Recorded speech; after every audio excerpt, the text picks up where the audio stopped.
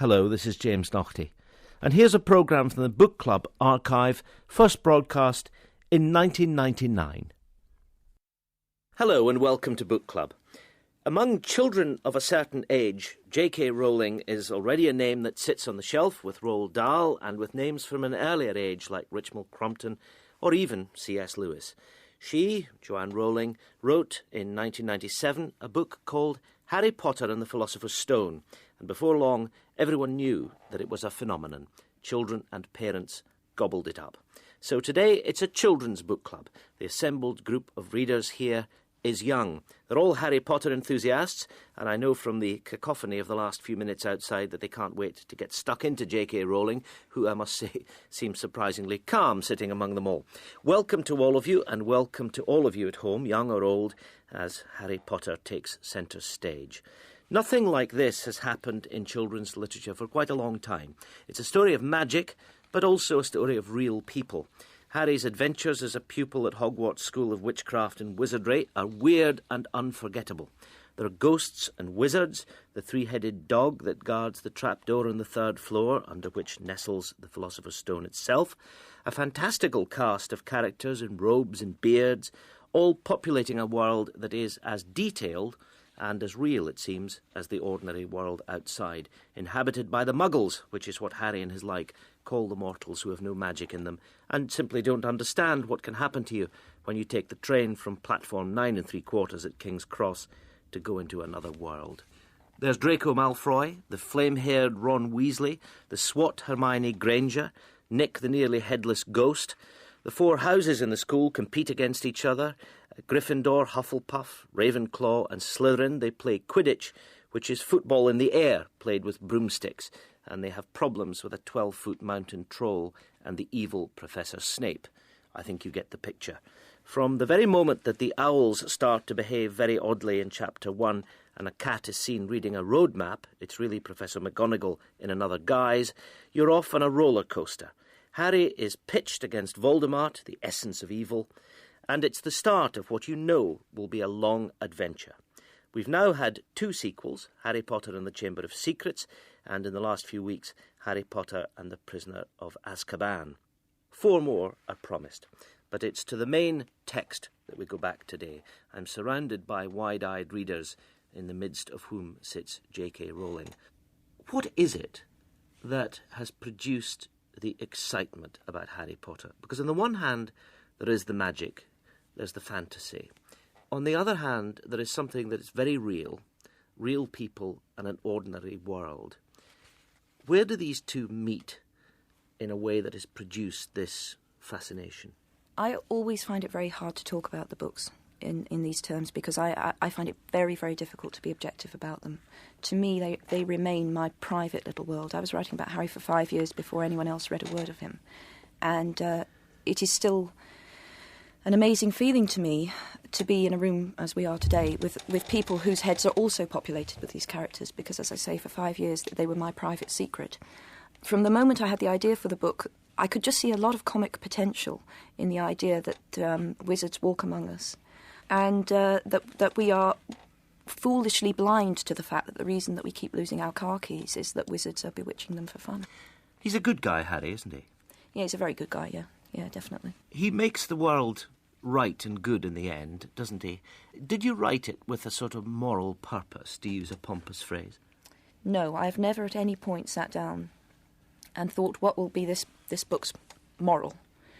Having said that, a moral normally emerges fairly rapidly as I write.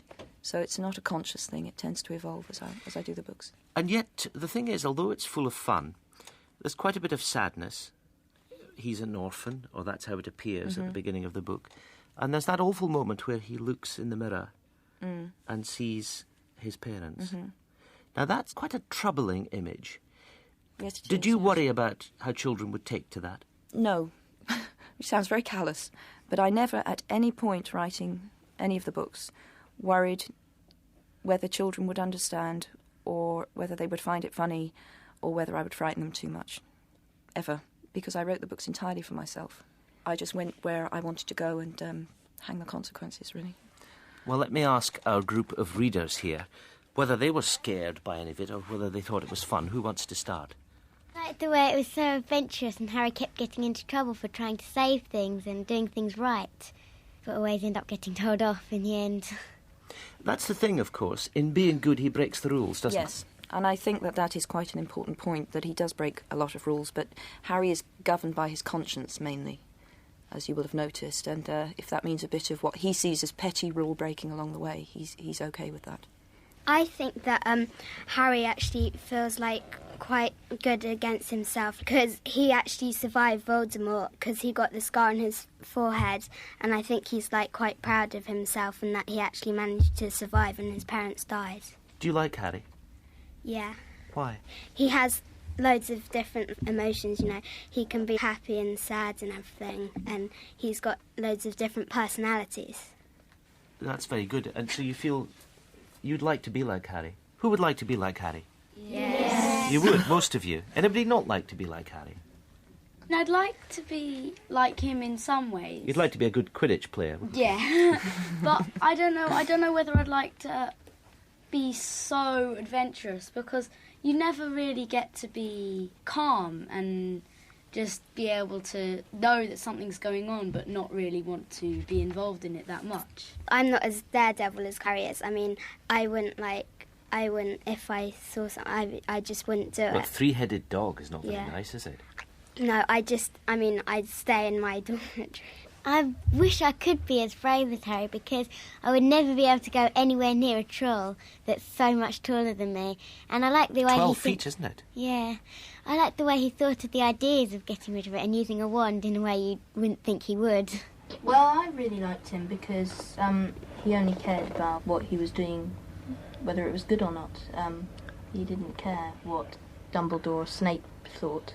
He just cared about what was happening. I think you're right. Harry is quite a noble character, really. Although he has human weaknesses, he's very competitive, as you will have noticed, particularly in Quidditch. He doesn't take things lying down, and he has the normal reaction to being bullied. Ron is perhaps a more human boy.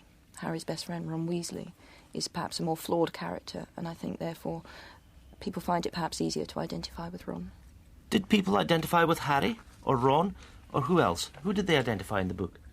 Well, I quite identified with Hermione. Yeah. Because, not in the kind of intelligence, because she was really clever, but in the way that she was always trying to stop Harry because she knew that he'd be getting in trouble. Because if one of my friends was going to go off and do something, I would want them to stop, but I would still want to go with them. You want to be in the adventure, but you don't really want to get into the trouble. Especially if it was something quite dangerous. I mean, he did some very dangerous things at the school, didn't he? Well, you and I are kindred spirits then, because Hermione was based on me when I was 11. Ah. Which I'm not proud of. The first revelation, based on you at 11. I'm not very proud of that. Were you I trying should to have been drowned, exorcise a ghost, to use a grown-up phrase? I understand Hermione very well. I loosened up a lot as I got older, and she will too through the books. But I think she's a caricature of me when I was 11. I wasn't that clever, because there are a couple of things Hermione... In fact, as you'll know, having read Philosopher's Stone towards the end of the book, she does something that's pretty much genius level without a pen and paper, which is working out the potion bottles puzzle. Not to give too much away, but without a pen and paper, that's very difficult to do. So I was never that clever, and I don't think I was quite that annoying. Where did the idea for Harry come from? I really wish I knew. I honestly do wish I knew. I get asked this more often probably than any other question, and the truthful answer is I have no idea. I was sitting on a train, I was staring out of the window, and it was like magic. It was as though someone up above me thought, someone's got to have this idea, she can have it, pow. The idea fell into my head, and the first thing I saw was Harry, very, very clearly, and he has changed, except that he is ageing. I mean, he's changing as he gets older through the books, but my first conception of him, he never altered substantially until the first book was written. I saw him small, scrawny, scruffy. I knew he was a wizard, and I thought, yeah, and of course he'll go to wizard school, he'll have to go to wizard school. And then I got this enormous rush of excitement. I found, since before I was published, when I'm writing, that you normally have a physical response if you've written something that's any good. My stomach turned over with excitement at the idea of what wizard school would be like. I just thought it would be a great laugh to write. Would people like to have been at that school? I'd like to be at that school because it's full of things that you wouldn't normally get at... Like what, now? For people who are listening who haven't read the book. Like the two-headed dragon in the Philosopher's Stone. You wouldn't normally find that in what we do. That's probably not. What we'd have at our normal schools, and also stuff like the Philosopher's Stone, which is interesting because it's got powers that we couldn't have. Right at the end of the book, you find out that you can't actually get your hands on it unless you don't want to use it. It's dangerous stuff, the stone, isn't it? Yeah, because it burns the hand and it gives you never-ending life. Once it was destroyed, Nicholas Flamel was destroyed as well because he was the maker of the stone. Was Hogwarts based on your school? Oh no, it couldn't be more unlike my school. I went to a comprehensive, a very boring, normal school. It's very funny. I especially like characters Peeves, Fred and George, Norbert Norwegian Ridgeback. I find Hagrid very funny in that when he's leaving. Do you know what? It's a funny thing because when the manuscript of Philosopher's Stone went to my publisher and I got it back and they wanted me to change, they always want you to change some things. In fact, they wanted me to change very little.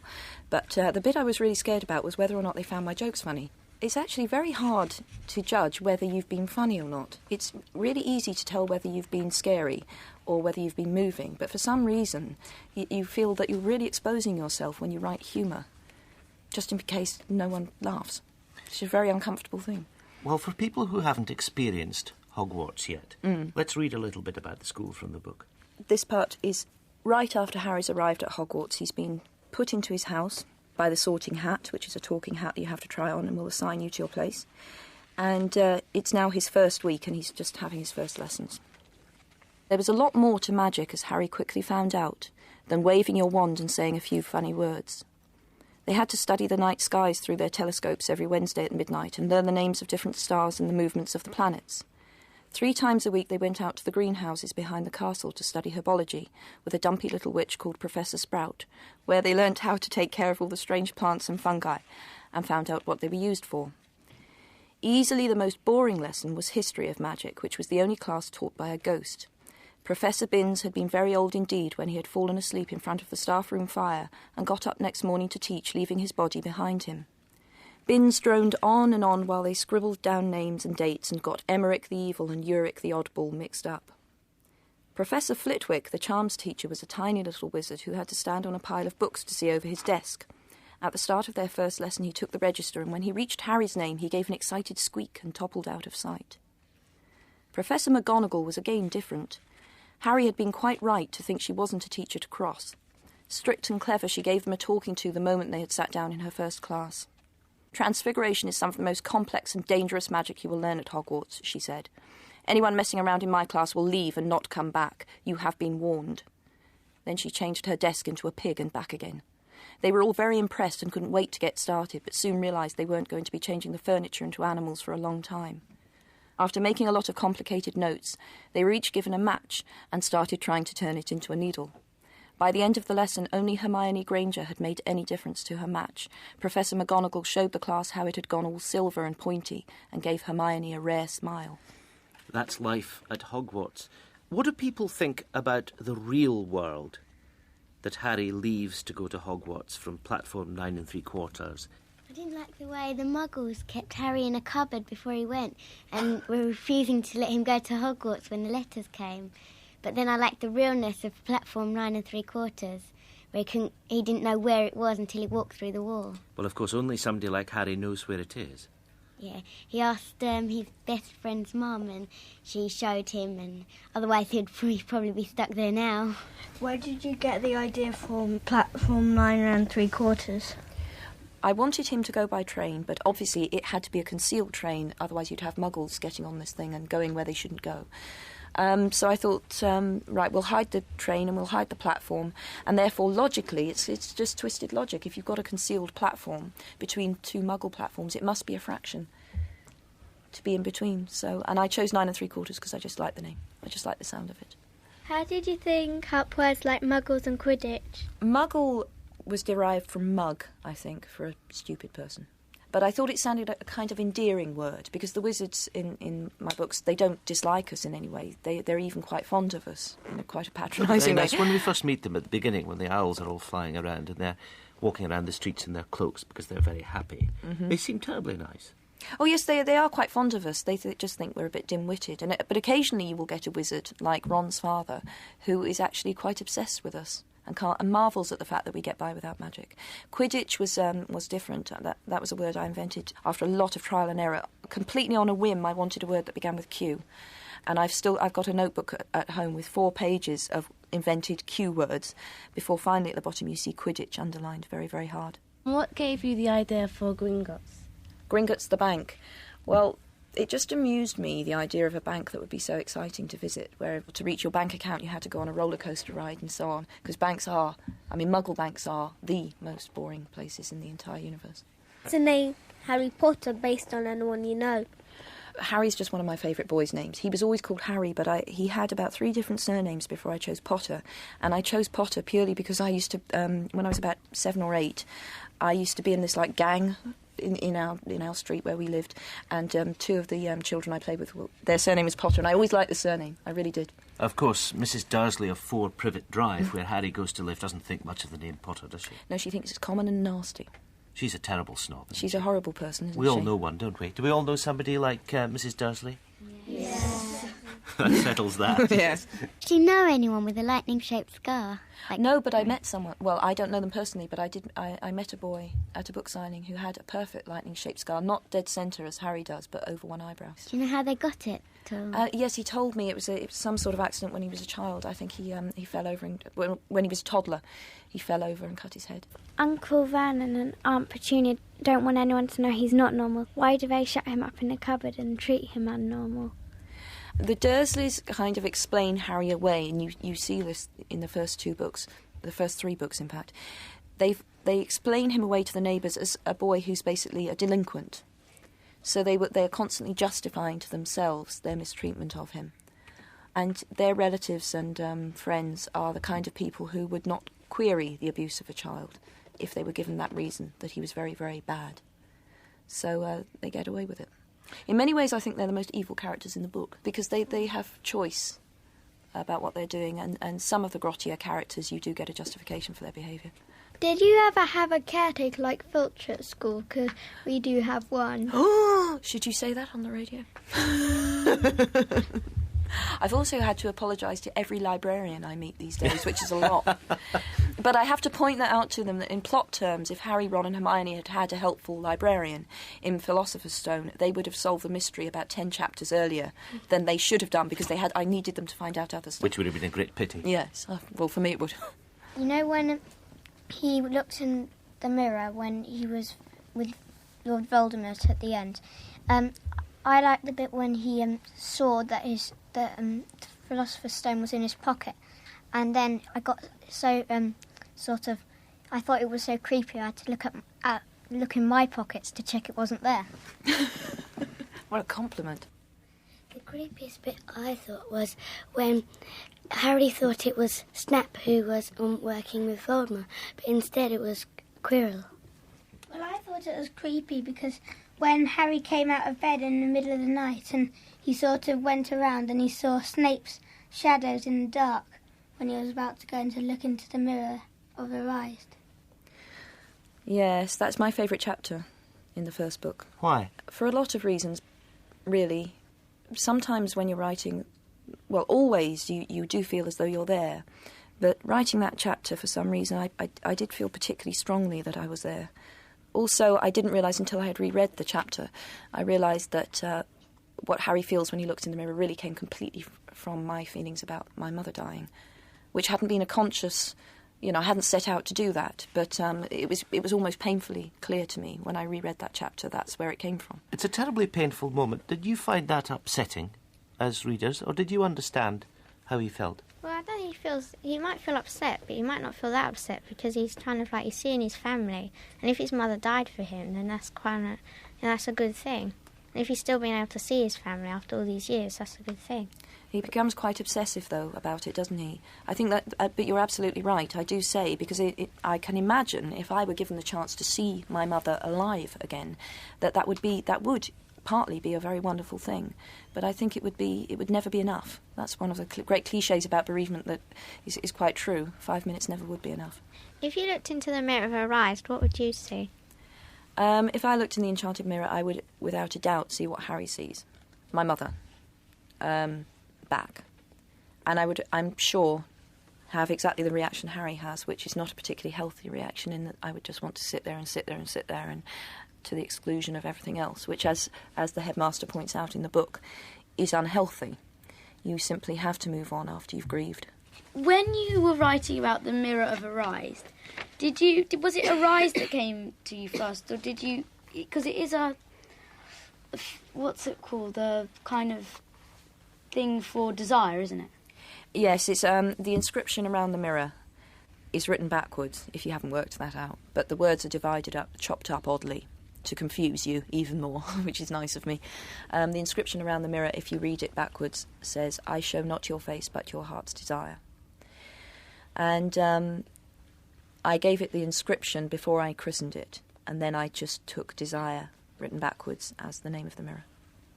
If there was someone whose heart's desire was to know something about the new books, what clue would you give them? About book 4, I would say that there is the scariest defence against the dark arts teacher Harry's yet had, because, as you know, the defence against the dark arts teachers never last very long. Well, they never last more than a year, for various reasons. Will Snape become evil in any of the books? Will Snape become... Yeah. Well, is he already evil? Yeah, I will only say keep your eye on Professor Snape. There is a twist coming. Did you call yourself J.K. Rowling and not Joanne Rowling? Well, for any reason? There is a reason, although it wasn't my choice. I put Joanne Rowling on my manuscript that I typed, and the publisher phoned me up and said, "Would you mind if we used your initials?" And I said, "Why?" And they said, "Because we think that this is a book that boys might like, but they might not read it if there's a woman's name on the front," which is interesting. Wow. I've been interrogating boys about this ever since. Now, I was a first-time author, so grateful that someone was publishing my book that they could have called me Enid Snodgrass, and I would have let them do it, and that's the truth. I didn't care. I really didn't care if they just published my book. So I said, yes, by all means use my initials. And then, of course, that was blown out of the water slightly, because 3 months after that I was on Blue Peter and everyone knew I was a woman anyway. Well, not everyone, but the people who watched Blue Peter. Would it have mattered to the boys if you thought it was a woman? Not at all, no. That's reassuring, We have a new man in our midst. Why did you write about a boy when it would be much easier for you to write about a girl? Now that is a really excellent question, because I did ask myself that question, but only 6 months after starting to write about Harry. You'd done it Yes, without it had all thinking. just come flowing out of me, and 6 months in, for the first time, which I think was pretty slow on the uptake on my part, I suddenly thought, hang on, why have I got a hero as opposed to a heroine? And it was too late. Harry was very, very real to me by that time, and I could have called him Harriet and put him in a dress, and it would have been Harry in drag, basically, and I couldn't do that. I completely followed my inspiration.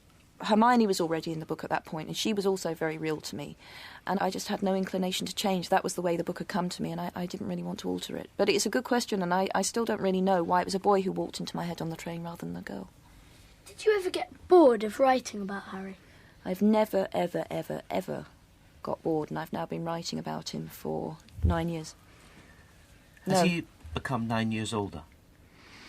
No, he's not 9 years older. He's now... I'm currently writing book 4, and so he's just turned 14, and he is starting to experience hormones and things. So that's a lot of fun to write about. Let's not get into that. Let's not go there. When you started to write the first one, did you know how you were going to finish that book, and did you know whether you would write more? I immediately decided it would be 7 years to qualify as a wizard, 7 years at Hogwarts, and that meant, therefore, 7 books, one for each of his years at Hogwarts. When I met my publishers for the first time, I was petrified that they wouldn't ask me about sequels, because I had literally two large cardboard boxes full of Harry's further adventures under my bed, and so I went armed with the question, would you be interested in a sequel? And thankfully they brought it up before I needed to. When you're writing book number 7 and Harry's older, do you still think young audience will be able to relate to Harry even though he's older than they will be? That's an excellent question, because that's something you have to be very aware of, or I have had to become aware of. I have always wanted Harry and his friends to grow up. I do have a real objection to doing what Enid Blyton, for example, did with the Famous Five, which is that you've got this ostensibly mature Julian, who in fact is acting in all respects like a 12-year-old, except that he's rather tall. And I really wanted them to grow up in a realistic way. Having said that, the tone of the books would make it inappropriate for me to start throwing certain issues into them.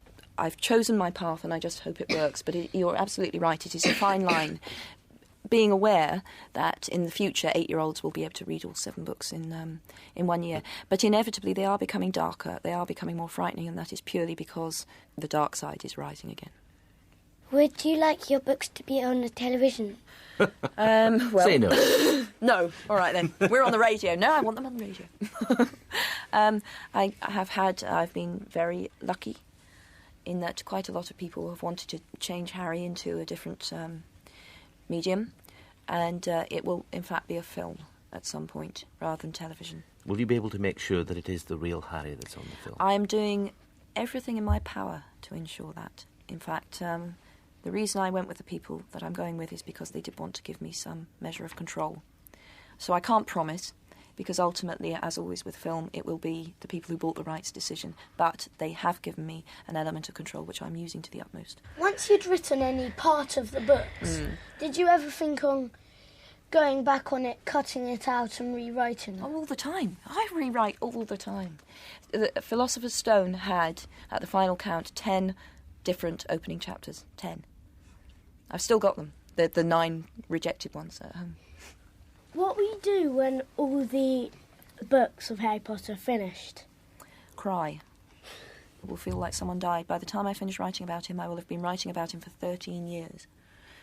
Charles Dickens wrote rather famously about David Copperfield, about how you are living with people who feel real to you, and suddenly you're not living with them anymore. And he was only writing David Copperfield for 2 years. 13 years it will be for me. So, yes, and after that I shall start writing something else, because I've always written and I couldn't not write. Thank you all very much, J.K. Rowling. Thank you you for being with us on Book Club today. You've all been marvellous in the studio, being our readers for this month, and I hope you've enjoyed it as much as I have. But before you all head off for platform 9 3/4 at King's Cross, let me tell you about next month. September's book is Margaret Foster's Private Papers, available, like all our choices, in paperback, which is a penetrating family history seen through 2 sets of eyes belonging to mother and daughter. We'll come from Cumbria with that programme, Margaret Foster's Home Patch. So do join us on September the 5th at the usual time of 4 o'clock. And do keep in touch. We've got a new website. You'll hear details after the programme. And you can write to us at Book Club, Broadcasting House, London, W1A 1AA. The email is bookclub@bbc.co.uk. Thanks very much for listening. And thanks especially to our young readers who've made this such a memorable encounter with J.K. Rowling. Joe, thank you for coming. So until next month and the next book, goodbye.